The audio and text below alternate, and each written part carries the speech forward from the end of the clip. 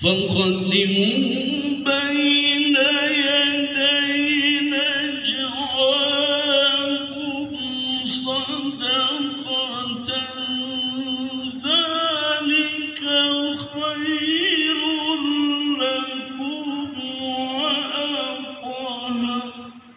Kali ini karena kemudian kita insya Allah hari Sabtu itu sudah jatuh di tanggal 1 Ramadan. Hari Sabtu insya Allah tepatnya tanggal 2 April insya Allah kita akan melaksanakan ibadah saum, dan saya kira ini menjadi refleksi bagi kita semuanya untuk mempersiapkan diri. Dan bagi kami yang ada di lingkungan pendidikan, tentunya tema yang akan kita ambil pada kesempatan kali ini adalah Ramadan sebagai bulan refleksi peningkatan mutu dan kompetensi professional learning community bagi guru dan kepala sekolah Muhammadiyah Majuan. Assalamualaikum warahmatullahi wabarakatuh. Waalaikumsalam. Alhamdulillah alladzi khalaqal mauta wal hayata liyabluwakum ayyukum ahsanu amala wa huwal azizul ghafur. Asyhadu an la ilaha illallah wahdahu la syarikalah wa asyhadu anna Muhammadan abduhu wa rasulullah nabiyya ba'd. Allahumma sholli ala Muhammad wa ala alihi wa ashabihi ajmain. Amma ba'd. Qala Allahu ta'ala fil Qur'anil Karim, a'udzu billahi minasyaitonir rajim. Bismillahirrahmanirrahim. Ya ayyuhalladzina amanu kutiba alaikumus syiyam kama kutiba alal ladzina min qablikum la'allakum tattaqun. Wa qala aidan ya ayyuhalladzina amanu taqullaha wa tanzur nafsum ma qaddamat lighad wattaqullaha innallaha khabirum bima ta'malun. Wa qala Rasulullah sallallahu man shoma ramadhana imanan wa ihtisaban ghufirallahu ma taqaddama min dhanbihi. Hadirin rahimakumullah, pertama dan utama mari kita memanjatkan puji dan syukur kehadirat Allah yang Maha Kuasa atas izin dan karunia-Nya. Alhamdulillah pada hari ini hari Rabu tanggal 30 Maret 2022 bertepatan dengan tanggal 27, bukan 22 nih Pak, 27 Sa'ban 1443. Kalau masih tanggal 20 masih 5 hari sahur, padahal kita sudah tahu bahwa tanggal 2 April sudah akan sahur gitu. Panitia harus teliti nanti. Kita diperkenan Allah dalam keadaan sehat dan mudah-mudahan bahagia, bersilaturahim bertatap muka dengan modal luring di tempat ini dalam rangka membangun kesepahaman tentang dua hal. Yang pertama, bagaimana kita mempersiapkan diri agar saum kita tahun ini menjadi saum yang makbul dan mabrur, sehingga berdampak pada kehidupan kita sebagai pendidik, sebagai pimpinan sekolah, dan sebagai pimpinan persyarikatan berbagai level termasuk cabang dan di wilayah Margahayu atau Bandung Selatan ini.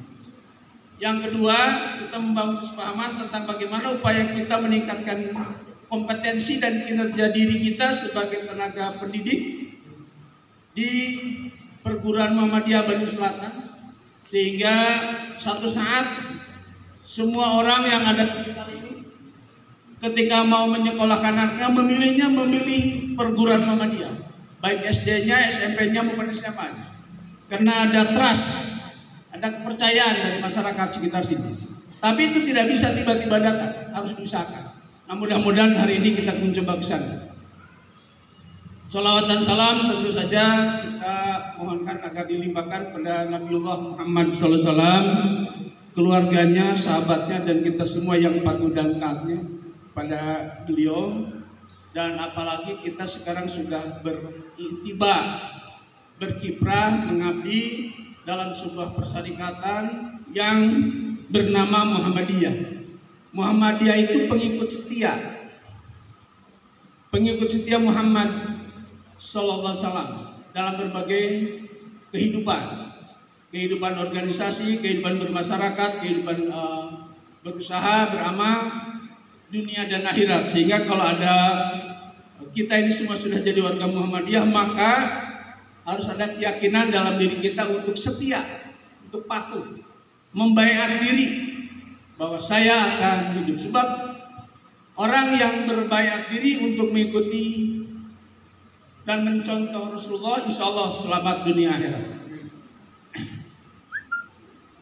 Bapak pimpinan cabang Muhammadiyah Bandung Selatan dan seluruh jajarannya, termasuk Majelis Didaksmena, Bapak Ibu atau Bapak pimpinan ranting di wilayah cabang Muhammadiyah Bandung Selatan, Ibu-ibu pengurus Aisyah di wilayah cabang dan ranting Bandung Selatan ini, Bapak Ibu guru, kepala sekolah yang dengan hadir, mudah-mudahan hari ini saya bisa melaksanakan tugas yang diminta panitia. Ada 2 tugas yang harus ngait katanya. Pertama, bagaimana kita mempersiapkan Ramadan kita tahun ini lebih baik supaya ibadah kita makbul dan mabrur. Yang kedua, bagaimana kita membangun kesepahaman tentang mewujudkan amal usaha khususnya sekolah madrasah yang ada di cabang Bandung Selatan ini menjadi sekolah yang hebat, sekolah yang dipercaya masyarakat, sehingga tadi saya katakan ke depan walaupun akan banyak sekolah-sekolah kiri nggak apa-apa. Yang penting kita yakin bahwa masyarakat di wilayah sekitar ini bahkan mungkin dari jauhnya percaya bahwa sekolah Muhammadiyah yang ada di komplek ini, SD, SMP dan SMA-nya jauh lebih baik, lebih dipercaya untuk menghasilkan lulusan yang sesuai dengan baik. Oleh karena itu, Bapak Ibu, izinkan saya duha dulu. Nanti Ramadannya belakang sebagai penutup. Tapi saya minta yang sekarang ini terkait dengan bagaimana kita memajukan lembaga pendidikan yang ada di sini dan secara keseluruhan di Muhammadiyah. Bapak Ibu, pada setiap kesempatan saya selalu mengajak semua pihak penyelenggara, pimpinan persyarikatan baik di daerah, cabang maupun ranting, pengelola, kepala sekolah, dan guru serta tendik di masing-masing amal usaha, baik itu SD, MI, SMP, MTS, SMA, SMK, dan Madrasah Aliyah, untuk bersama-sama menuju satu titik arah yang kita kehendaki untuk dalam rangka mewujudkan visi persyarikatan. Visi atau target persyarikatan di mana kita berkiprah adalah mewujudkan masyarakat Muslim Indonesia yang berkemajuan. Visi ini ditetapkan pada Muktamar ke-47 di Makassar. Dan oleh karena itu, untuk mewujudkan visi tersebut, maka Muhammadiyah melakukan berbagai kegiatan. Salah satu yang menjadi prioritas adalah membangun kualitas sumber daya manusia, baik kualitas sumber daya manusia yang ada di persyarikatan maupun untuk masyarakat secara umum, melalui amal usaha pendidikan. Sebab pendidikan di Muhammadiyah itu bukan hanya sekedar menyelenggarakan, mencerdaskan bangsa, tapi paling tidak memiliki tiga visi atau 3 kegiatan, 3 misi. Amal usaha pendidikan di Muhammadiyah itu ada 3 target atau 3 misi utama, 3 fungsi utama. Yang pertama, misi layanan pendidikan yang bermartabat bagi masyarakat di sekitarnya. Jadi kalau ada sekolah Muhammadiyah tidak menyelenggarakan layanan pendidikan yang bermartabat itu sudah menyimpang dari misi persyarikatan. Kenapa? Karena kalau masyarakat sekitar tidak percaya, tidak mempercayai lembaga pendidikan Muhammadiyah, itu harus ditanya apakah lembaga tersebut diurus dengan benar atau enggak kepada pengelola maupun penyelenggara. Itu yang pertama. Jadi dengan demikian maka amal usaha atau sekolah madrasah Muhammadiyah harus menyelenggarakan layanan pendidikan yang membuat orang percaya bahwa Muhammadiyah itu bagus dari yang lain. Yang kedua, layanan dakwah.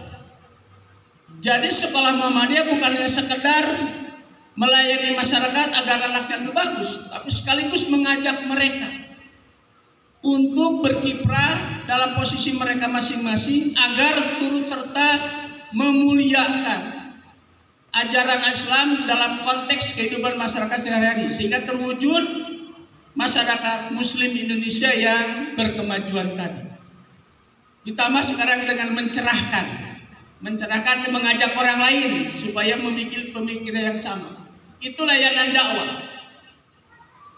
Jadi sekolah-sekolah Muhammadiyah bukan hanya sekedar mencerdaskan anak-anak yang ada di sekolah, tapi bagaimana anak-anak yang di sekolah kita itu, di madrasah kita itu ketika masuk ke masyarakat bisa menjadi dai dalam konteks masing-masing. Kalau anak SD tentu tidak ceramah, tapi memberi contoh. Sebab kata Rasul, soluka contohlah aku. Bagi anak-anak SD, bagaimana dia menjadi contoh bagi anak-anak yang lain tidak sekolah di Muhammadiyah dalam bertata krama, akhlak, budi pekerti, bahasa. Gimana caranya di sekolah supaya menghasilkan semacam itu? Ini yang barangkali misi kita, misi dakwah. Setiap anak didik kita, guru-guru kita, teknik kita, dimanapun dia berada harus menjadi dai, mengajak masyarakat ke arah amar ma'ruf nahi munkar. Itu layanan ke-29. Yang ketiga, sekolah madrasah Muhammadiyah harus menjadi pusat kaderisasi. Ini yang barangkali banyak tidak diingatkan. Kenapa begitu? Bapak Ibu, sekarang ini di beberapa tempat, beberapa daerah, ketika orang-orang tua seperti kita, tadi majelisnya Pak Ustadz, Pak Dedi, kita kan sudah di atas ambil menjelang 70. Saya ini menjelang 70, Pak. Kita akan hilang besok lusa, mungkin 10 tahun. Tapi kalau Bapak Ibu mau duluan silahkan. Saya masih betah jadi dai. Nah, yang ketiga itu bagaimana sekolah madrasah Muhammadiyah jadi pusat kaderisasi. Artinya mereka-mereka di masa depan kita percaya akan menjadi orang yang lebih hebat dari kita. Ilmunya, amalnya, visinya, komitmennya terhadap upaya menegakkan syariat Islam di Indonesia. Kenapa? Karena tantangannya lebih berat dibanding dengan zaman kita. Sekarang ini anak-anak misalkan lebih senang pada game, yang gamenya dibuat oleh orang-orang Barat, yang buat anak-anak kita lebih cenderung mengabaikan Tuhan, mengabaikan ajaran agama. Kita dulu Pak Dedi ya, zaman kita mungkin di masyarakat muda karena tidak ada game-game TV segala macam. Sekarang luar biasa. Bagaimana kita menyiapkan mereka agar menjadi kader-kader Muhammadiyah di masa depan yang lebih mumpuni? Khusus untuk SMA Pak Dedi juga ya. Pak Dedi, khusus untuk SMA dan Bapak Ibu guru, kita berharap SMA ini menjadi pusat kaderisasi Muhammadiyah formal. Artinya anak-anak SMA yang lulus ketika sekolah di sini dibina dengan Darul Arqam, dengan AIKA, tapi begitu selesai jangan dilepas. Mereka harus sudah menjadi anggota Muhammadiyah. Jadi begitu selesai lulus dari pendidikannya, mereka sudah tidak lagi terikat dengan IPM, tapi akan mereka ke masyarakat, lantik mereka jadi anggota Muhammadiyah dengan cara diberikan NBM. Sehingga mereka merasa bahwa saya begitu masuk kemana akan terikatan, paling tidak terikatan formal dengan persyarikatan di mana dia sekolah. Sehingga kemana dia pergi, formalitas pemberian kartu Muhammadiyah itu sekarang gampang, tinggal pergi ke wilayah 5 menit selesai. Dulu memang sudah harus ke Jogja, sekarang enggak, wisuda. Nah, mereka wisuda sekaligus wisuda, boleh wisuda, mereka wisuda menjadi anggota Muhammadiyah, kader Muhammadiyah masa depan. Dengan demikian nanti kalau mana saja mereka pergi, mereka merasa saya ini Muhammadiyah ini, sehingga berkiprah di mana saja. Selama ini membiarkan sudah kita bina sekolah guru akar di NBM, artinya tidak punya komitmen. Nah, oleh karena itu kita di wilayah meminta agar SMA, SMK, aliyah begitu selesai mereka lulus di wisuda, lulusannya menjadi kader formal Muhammadiyah. Itu 3 hal yang kita mintakan menjadi misi atau fungsi dari sekolah madrasah Muhammadiyah. Yang kedua, Bapak Ibu, mari kita bangun kesepahaman. Ada 4 target yang kita inginkan untuk sekolah madrasah Muhammadiyah Jawa Barat sampai 20 tahun ke depan. Ada 4 target kita, Bapak Ibu. Baik penyelenggara, pengelola, Bapak Ibu guru, teknik. Ada 4 arah kita untuk mewujudkan yang tadi. Yang pertama, bahwa sekolah-sekolah Muhammadiyah, madrasah Muhammadiyah harus menjadi sekolah unggul. Sekolah madrasah yang dipercaya oleh masyarakat dengan keunggulan. Keunggulan apa? Sangat terkait dengan konteks sosial. Apa yang paling disenangi oleh masyarakat sekitar sekolah? Kalau masyarakat senangnya anak-anak itu bisa ngaji, ajari ngaji. Lebih banyak belajar lain. Apalagi sekarang tidak ada UN yang mengukur hanya kompetisi kemampuan orang, tapi lebih banyak pada karakter. Saya pikir dimanapun orang tua akan senang kalau anaknya berkarakter bagus, bisa ngaji, bisa hadis, bisa jadi imam di tempatnya. Dan sekolah Muhammadiyah mengajari itu. Sehingga pada akhirnya dengan keistimewaan-keistimewaan tadi yang spesifik, maka orang-orang tua berikutnya akan mengatakan, "Geswenya kalau akan budak mereka Muhammadiyah. Sanajan jadi insinyur tapi paling tidak bisa ngaji." Bapak Ibu, saya di kampus kan banyak guru besar dari luar negeri yang dulu mungkin ngajinya tidak benar karena sekolahnya sekolah negeri.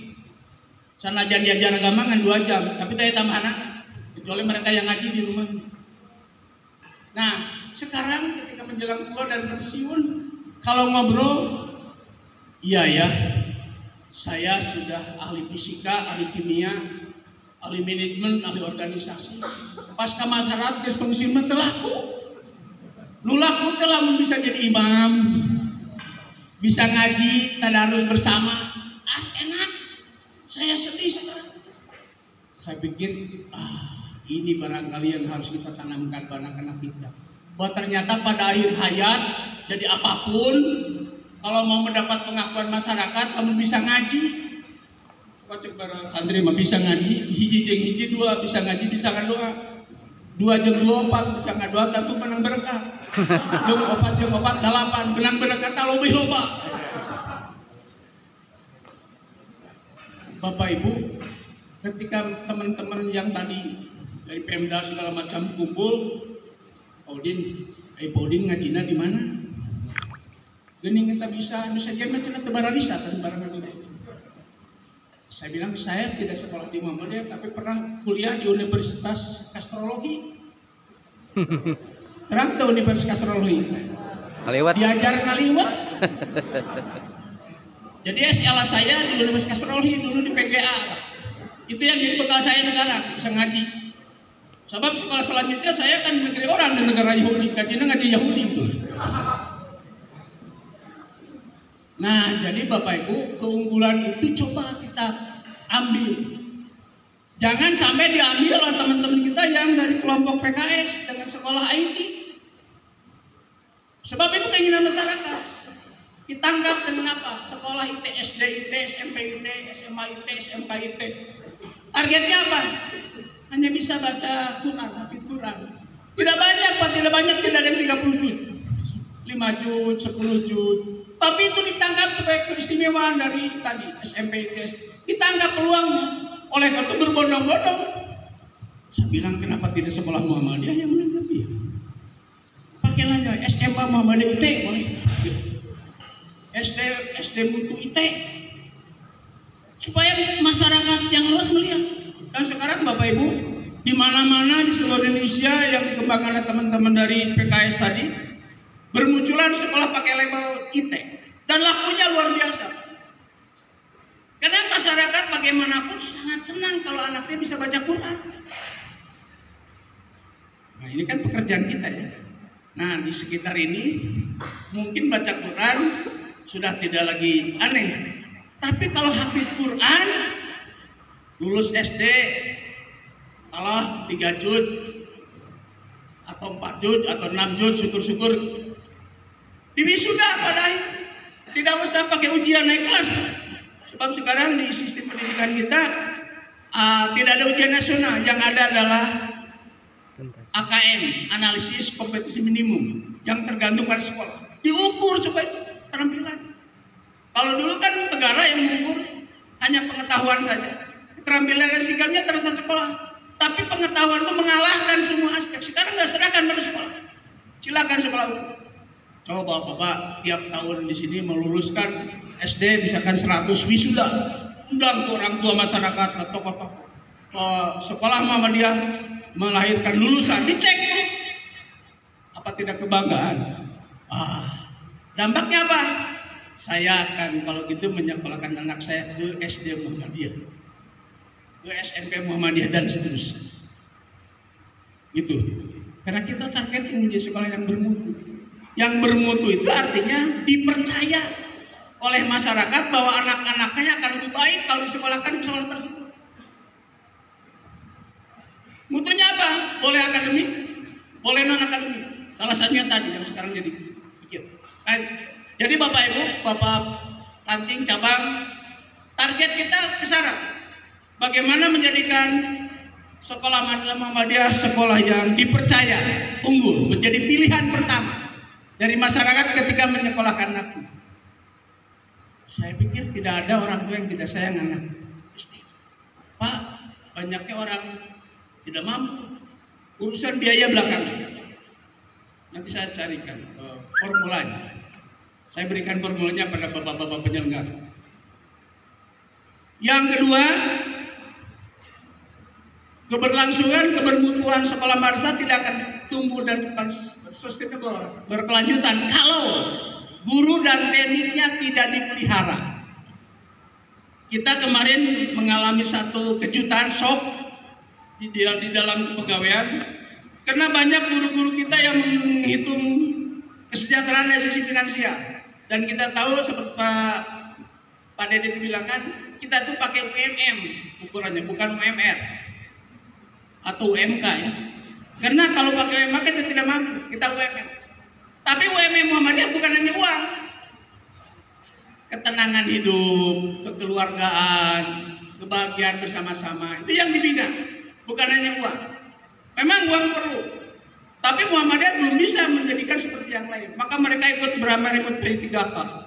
Guru-guru yang kita bina, sebab mereka tidak mau terima yang guru baru Pak, yang belum sertifikat nggak mau. Yang terima untuk daftar P3K adalah yang sudah sertifikat, sudah hebat. Dan Muhammadiyah tahun ini kehilangan 247 Pak, se-Jawa Barat. Wah, itu bukan pekerjaan mudah. Kita sekarang sampai protes kan, sampai mengadu pada DPR bersama swasta yang lain. Bagaimana nih? Harusnya negeri itu pemerintah membantu swasta, ini malah guru-guru terbaik di swasta diambil. Harus diperbaiki.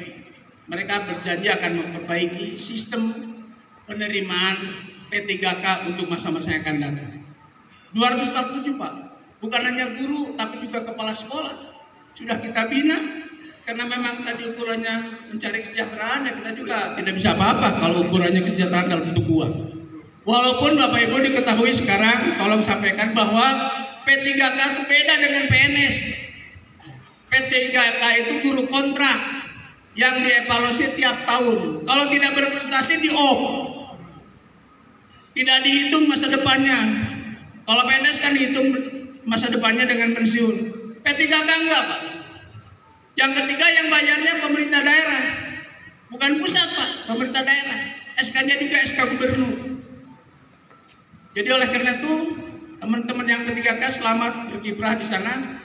Tapi tolong bandingkan nanti, kalau bisa usahakan mereka pengaruhi supaya pindah pada ke Muhammadiyah lagi. Tapi saya bersama-sama dengan Majelis Sidang se-Jawa Barat sudah menetapkan, kalau teman-teman guru kita yang ngambil PTK dan memilih sekolah negeri, nanti kalau melamar lagi sini tolak saja. Kita tidak mau jadi tempat pelarian. Kita ingin jadi tempat untuk berkiprah sampai akhir zaman, akhir hayat. Dua. Oleh karena itu, para penyelenggara dan pengelola sekolah Muhammadiyah, tata kepegawaian tendik dan guru harus diurus. Coba Bapak Ibu guru di sini ada 3 sekolah kan ya? Coba angkat tangan yang sudah punya sertifikat pendidik. 1, 2, 3, 4, 5, 6, 7, 8, 9. Yang belum punya sertifikat pendidik, tuh jauh lebih banyak. Nah, tolong, sebab sertifikat pendidik itu pengakuan dari negara bahwa kita layak jadi guru, Pak. Sebab ukuran layak tidaknya tidak dari pengetahuan, tapi bukti sertifikat. Dan sekarang memang jadi guru yang bersertifikat itu harus proses. Proses pertama harus diusulkan oleh Majelis Dikdasmen. Kalau SMA, SMK Aliyah ke Majelis Dikdasmen Provinsi, PWM. Kalau yang SD SMP ke Majelis Dikdasmen Kabupaten, diusulkan untuk ikut tes PPG. Tes kompetensi calon guru profesional. Tapi itu sifatnya nasional, Pak. Tidak bisa kita minta ini dulu, Pak. Terdaftar, ikut tes. Kalau lulus tes baru pendidikan profesi guru. Nah, ini saya sedang berkiprah dengan UPI. Bisa nggak bagi teman-teman yang sudah lulus tes awal PPG, bisa pelatihannya diklatnya PPG-nya mandiri. Kata UPI bisa, asal lulus tes dulu. Nah, persoalannya lulus tesnya itu. Sebab itu mah bisa ikut rumah masing-masing. Setiasa ke orang dalam harus betul layak. Nah, kalau sudah lulus belum latihan, bisa kita lakukan sesegera mungkin pakai dana mandiri. Sebab selama ini memang sedang diproses diutamakan guru yang PPG Dalja dalam jabatan sudah jadi guru. PPG Praja belum dimulai.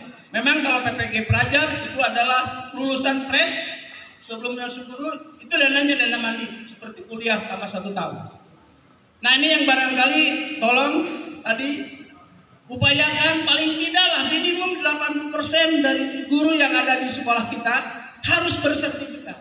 Bagaimanapun caranya. Tapi itu harus diurus oleh majelis ke dinas pendidikan. Sebab yang berkewenangan mendaftarkan ke sistem hanya dinas pendidikan.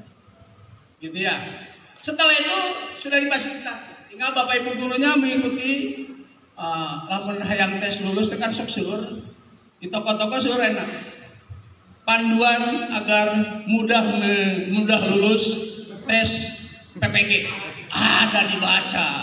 Apa-apa saya dites. Silahkan. Nanti kalau sudah dites lulus, tinggal nanti bagaimana proses bisa pakai yang lain. Oleh karena tahap kedua, kita ingin agar sekolah Muhammadiyah itu jangan seperti kemarin. Hanya dijadikan batu loncatan, harus komitmen dan diurus tata kelola kepegawaian dan keuangannya dengan transparan dan akuntabel. Sehingga dengan demikian teman-teman guru teknik betah karena nasibnya diurus. Tetapi tidak bisa hanya majelis dikdasmen yang urus, tidak bisa hanya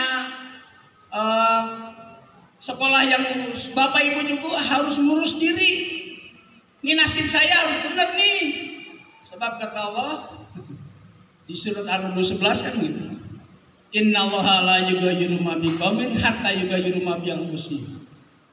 Sesungguhnya aku Allah Maha Kuasa, tapi aku tidak akan mengadakan perubahan terhadap nasib, kondisi seseorang atau organisasi kalau yang bersangkutan tidak berusaha. Jadi Bapak Ibu, nah iya mah dianggap karena ke majelisnya jangan kepala sekolah. Bapak Ibu maksa ke kepala sekolah, Pak, di can sertifikat ya kumacaran. Kalau perlu demo lah. Kalau mau diurus mah gitu ya. Udah moral lesionan ini. Kedua tuh, target kita mengarah ke sana Pak. Bagaimana sekolah-sekolah Muhammadiyah kepegawaian dan keuangannya akuntabel dan transparan sehingga dipercaya oleh semua pihak. Yang ketiga, sekolah Muhammadiyah menjadi sekolah yang berprestasi pada tingkat SD, SMP minimum tingkat kabupaten, SMA, SMA Aliyah minimum tingkat provinsi. Syukur kalau lebih. Prestasi bidang apa? Bisa akademik. Kalau tidak bisa non akademik, kesenian, olahraga, apa saja yang membuat kita jadi dikenal orang. Ulah di area SMA 4 Muhammadiyah Bandung Selatan di mananya? Loh, tapi keterang pernah ngadang. Antang teu inget. Meureun teh pernah. Bapak Ibu, kepala sekolah, penyelenggara, pengelola, ini harus dilakukan. Sebab tidak mungkin dikenal orang kalau tidak punya sesuatu yang bisa dikenal orang. Bisa keseniannya, contoh, kita sekarang punya SMK ada 7-8 SMK yang diadopsi oleh pemerintah, dibiayai pemerintah untuk menjadi sekolah model, pusat keunggulan pada program studi. Tapi lucunya yang Cikampek itu dikenalnya bukan dari keahlian program studinya Pak, karena dia punya ekstrakurikuler tadinya, kesenian, dia punya orkestra Pak. Mungkin kemarin yang ikut ke Pangandaran, ada ikut Pangandaran, ada pertemuan Rapibil, Bapak lihat kan? Nah itu yang mau dijual Pak, SMK tapi bocah sesuatu yang hebat, dijual kepada pemerintah. Ini lihat, kata Pak Bahrun yang kebetulan juga sekarang jadi sekretaris di Majelis Dikdasmen Pusat, ini ada hebat SMK kan, biasanya SMK karena dia kan karena mesin, TKN, TKJ, ini mah orkestra. Apa keunggulannya? Akhirnya diberi, oke, kembangkan orkestranya supaya jadi hebat dan sekarang diadopsi Pak. Jadi SMA kita alhamdulillah ada 7 sekolah yang menjadi PU, pusat keunggulan, dan dinilai minimum 2 miliar per tahun untuk mengembangkan sekolah supaya jadi model. Dan sekolah-sekolah tersebut dijadikan model nasional untuk disebarkan ke sekolah lain. Alhamdulillah. SMK Haur Gelis, Kandang Haur, Cikampek 1, kemudian Tasik, SMK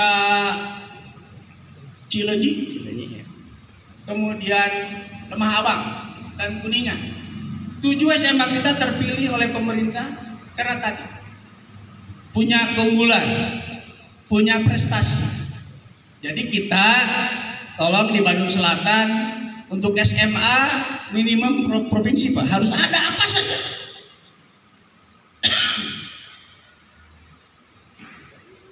Yang keempat, target kita dari 3 pilar peningkatan mutu pendidikan Muhammadiyah Jawa Barat. Yang keempat tadi sudah disampaikan di awal, bagaimana sekolah itu menjadi pusat kader formal sehingga bisa berkontribusi pada persyarikatan.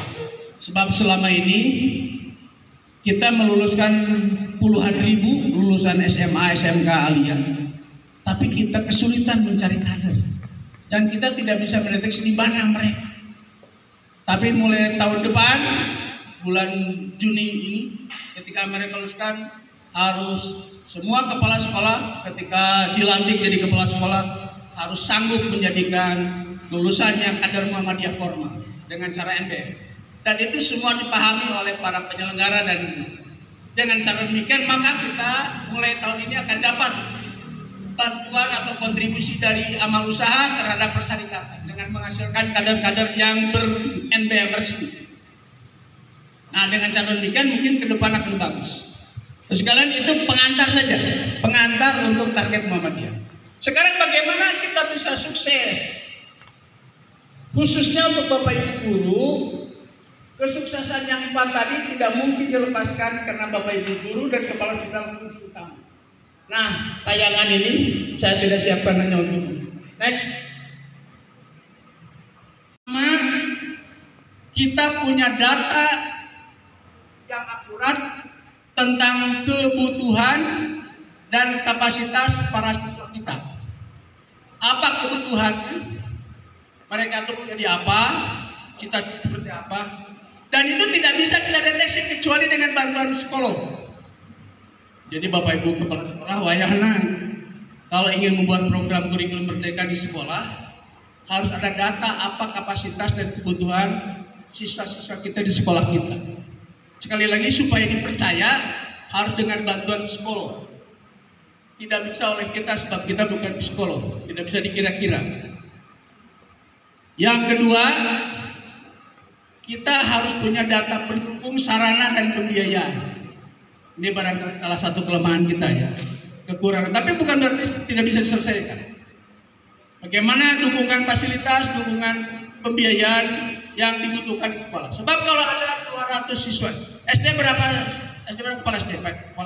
Pak Kepala SD berapa siswa? 586. 108. Jadi kalau 508, bayangkan akan ada 500 kapasitas siswa. 500 program. Ini mengarah pada program yang dipindah dia tadi, Pak. Kurikulum merdeka. Semua siswa belajar sesuai dengan kapasitas. Yang disebut dengan IP, Pak. Individual Program Instruction. Program pembelajaran individu. Tapi bukan satu-satu. Bersama-sama. Tapi nilainya, programnya masing-masing. Next.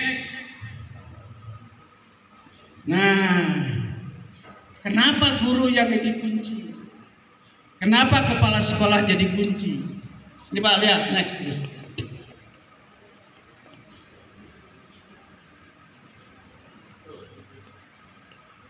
Nah, yang biru ini akumulasi dari keterampilan yang tadi yang harus dimiliki guru, yaitu keterampilan pertama menguasai secara layak apa yang akan diajarkan. Tadi berubah dari hard skill ke soft skill. Kemudian menguasai cara-cara mengajarkannya, pedagogical content. Yang ketiga menguasai teknik khusus, strategi khusus bagian mengajar dengan anak-anak khas. Tadi kita ada sekarang anak inklusi gitu ya. Nah ini, kalau guru-guru memiliki yang biru, diyakini bisa melaksanakan apa yang di merah itu. Melaksanakan high quality of instructional design. Melaksanakan pembelajaran berkualitas tinggi. Dan pada akhirnya, yang abu-abu itu, yang hijau, diharapkan menghasilkan siswa lulusan yang berkualitas tinggi. Itulah kenapa guru menjadikan kunci pada upaya peningkatan mutu pendidikan di berbagai jenis dan jenjang. Next. Oleh karena itu Bapak Ibu, pola pikir kita harus berubah. Next terus. Dulu atau sebelum belakang, bukan dulu, sekarang juga masih, guru itu adalah pusat pembelajaran. Segala macam rumah guru. Gitu ya. Kemudian media yang simpel, ceramah, tanya jawab, diskusi. Paling-paling kalau pakai laptop hanya sekedar media, bukan proses pembelajaran. Kemudian yang diukur itu oleh guru adalah selesai kurikulum atau learning product oriented, bukan prosesnya. Nah sekarang dengan sasaran tadi berubah, harus student center. Makanya kurikulum merdeka itu memusatkan program belajar pada kapasitas dan kebutuhan siswa. Kemudian menggunakan berbagai jenis media.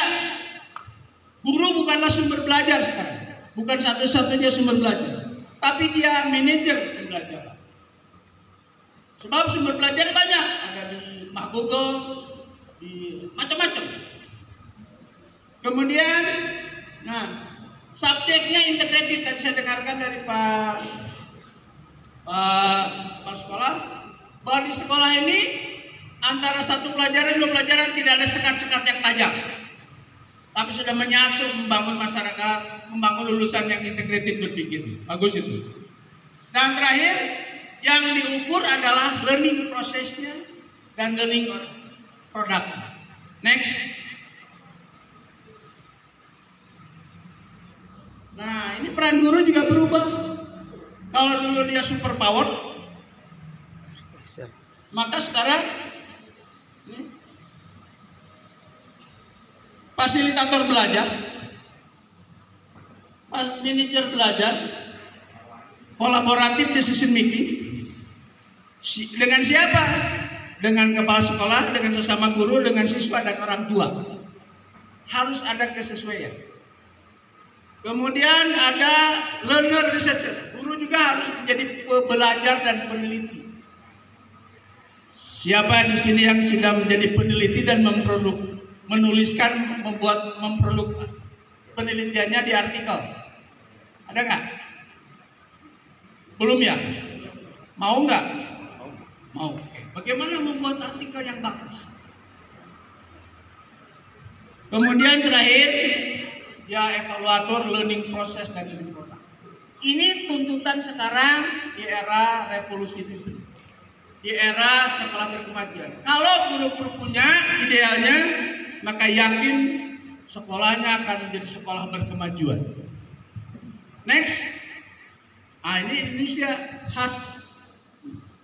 Jadi guru ini harus memiliki, ya, yang kuning saya tandai. Tidak mungkin kita punya mengadaptasi dengan kebutuhan kalau tidak melakukan pembelajaran berkelanjutan, membangun yang disebut dengan learning, professional learning community. Tidak bisa, tidak mungkin kalau tidak melakukan profesional learning, profesional pengembangan profesi berkelanjutan. Salah satunya IHT, workshop 3 bulan sekali. Itu adalah proses-proses yang harus dikembangkan oleh sekolah untuk memelihara, mengupdate apa yang dimiliki guru dengan segala macam perkembangan. Next. Nah, ini informasi tentang PKB yang dikembangkan pemerintah. Untuk itu, pemerintah sudah mengembangkan yang disebut dengan PKB itu dalam bentuk peraturan pemerintah, dalam rangka memenuhi pertama peningkatan kualitas dan kompetensi guru, yang kedua memenuhi kebutuhan kepegawaiannya. Karena walaupun di swasta, penilaian kenaikan pangkat itu harus didasarkan pada kompetensi guru. Nah, ini PKB yang serahkan. Ada 3 tujuan. PKB itu atau Professional Learning Community itu targetnya ada 3. Pertama, memperbanyak guru yang makin profesional. Bapak Ibu kan tahu bahwa profesional guru Indonesia itu by law, bukan by design, bukan by education. Jadi guru Indonesia profesinya bukan karena kemampuan ukurannya, tapi by law. Dengan Undang-Undang Guru dan Dosen nomor 14 tahun 2005. Dinyatakan bahwa sejak itu guru Indonesia dikatakan sebagai profesi. Ke belakang, sebelum undang-undang keluar, guru itu adalah tukang atau kuli. Ya, guru Indonesia kuli, Pak. Lebih patuh pada kepala sekolah, pada pengawas ketimbang pada kemampuan dirinya. Sehingga semuanya harus patuh pada perintah kepala sekolah, perintah pengawas. Dulu, sejak 2005 diangkat, naik jadi profesi. Sehingga guru tinggi kita sebut dengan profesi, pada sebut developing profession, profesi yang sedang tumbuh. Tapi nepi ka ayeuna 2005 sekarang sudah 2017. Karakteristik profesi guru Indonesia masih ngambang. Ya, kecuali beberapa orang.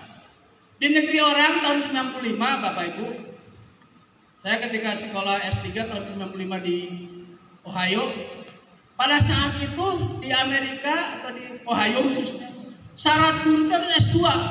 S2 ke SD-an kalau ngajar di SD. S2 mata pelajaran bidang studi kalau ngajar di SMP dan SMA. Kita sampai sekarang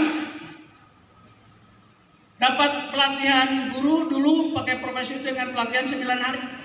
Ditertawakan orang, gimana caranya? Guru profesi dengan latihan 9 hari, 2 tahun kecan kubu. Tapi itulah negeri kita yang kita cintai. Segala rupa bisa diciptakan sesuai dengan penguasa. Tapi ketika dipotret sekarang, maka pendidikan kita tidak beranjak.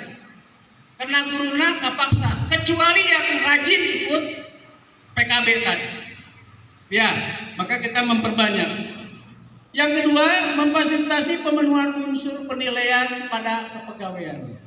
Apa saja kegiatan PKB itu yang didesain oleh kita? Silakan next.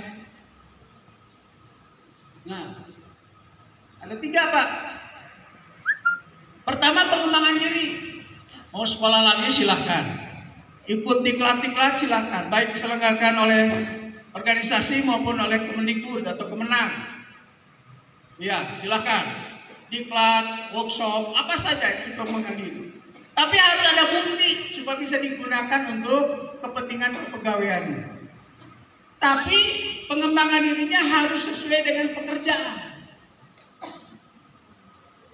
Jangan dia ngajar di sekolah misalkan SMP ngajarnya bahasa Indonesia, ikut diklat ke permukaan, bukan tidak boleh.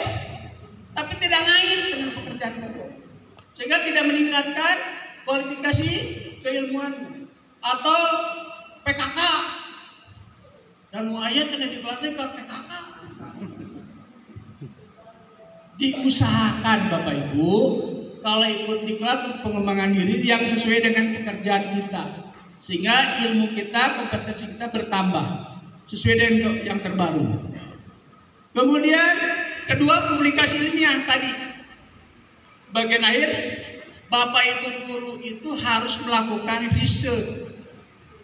Tidak usah riset seperti dosen, tapi riset tentang meneliti yang ada dalam kelas. Masalah yang dihadapi sehari-hari, diteliti, dicari formulanya, kemudian dituliskan. Supaya ada bukti saya sudah melakukan yang disebut dengan PTK, Classroom Action Research. Nah, kalau bisa disampaikan di lokakarya sekolah, kemudian dibuat lagi tulisan yang bagus, dipublikasikan sehingga ketahuan ini Ibu Anu sudah menulis. Sudah ada yang begitu di sini? Bacanya adek? Badek tuh? Hoyong tuh? Hoyong, alhamdulillah. Kahoyong itu luar biasa. Yang ketiga, PKB itu yang menghasilkan karya inovatif. Lamun guru kesenian bisa ciptakan lagu khusus tentang kesenian yang ada di sekolah tersebut, yang kemudian dapat pengakuan paling tidak dari Dinas Pendidikan Kabupaten atau Dinas Pariwisata. Itu luar biasa. Misalkan Bapak Ibu senang seni, senang tari, ciptakan tari khusus untuk di sekolah tadi, dipresentasikan pada saat kenaikan kelas, kemudian disodorkan programnya apa yang dilakukan, dapat pengakuan dari dinas paling tidak. Itu sudah prestasi disebut karya inovatif. Karena membuat alat peraga, membuat model-model alat media belajar, boleh. Itu maksudnya karya inovatif. Temen hese-hese, misalkan membuat alat peraga dari barang bekas, dipresentasikan sampai dapat pengakuan dari Dinas Pendidikan. Nah, Bapak Ibu, ini semuanya punya nilai tersendiri.